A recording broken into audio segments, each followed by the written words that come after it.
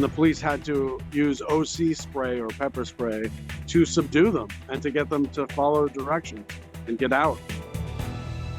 At 770 Eastern Parkway, that's the Lubavitch Chabad headquarters, they were having some work done. And, as they were installing some new pipes, they broke through into a tunnel that ran below the building. And they were very surprised by this. It turns out that a small number of the students at the shul, who were actually here from Israel, were digging a tunnel from the basement into adjoining buildings and taking the dirt and actually filling up a disused communal bath house. They said that the reason they were doing that was because if they poured it out on the sidewalk, everyone would know and they'd get busted.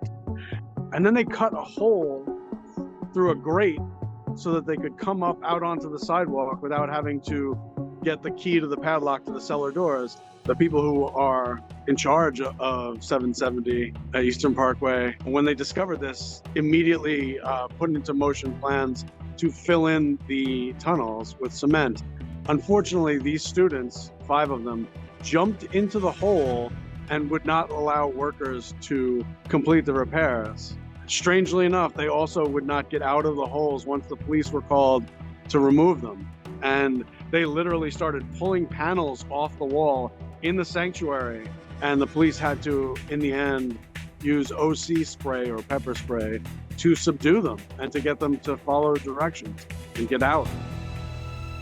Rabbi Menachem Schneerson is famous, and one of his final edicts before he died was that they needed to expand 770. And what he meant was they needed to make it bigger so that more students could come and more worshipers could come, and they needed to make it a larger and larger physical space. These students were taking the famous rabbi's edict to expand the property, literally and very forcefully dig out more space. The next step in this story is the city has now gone into a building that they have not been in for quite some time and inspected the physical plant, which, you're undermining the structure when you break holes in load-bearing walls at the base of these buildings. So all of these structures are now in question. Like, none of the members of the Lubavitch Chabad can go in there other than to lead the inspectors around through and show them where the damage is and that kind of thing. But all kinds of measurements were being taken. I was watching the DOB inspectors, all kinds of measurements were being taken, pictures were being taken, samples were being taken. So now what you're going to see is, I'm guessing, a laundry list of violations, of building violations, which are going to be served by the city. And that, I think, is the next phase. And then we'll see what happens from there. It's a very strange story. You don't see a lot like that.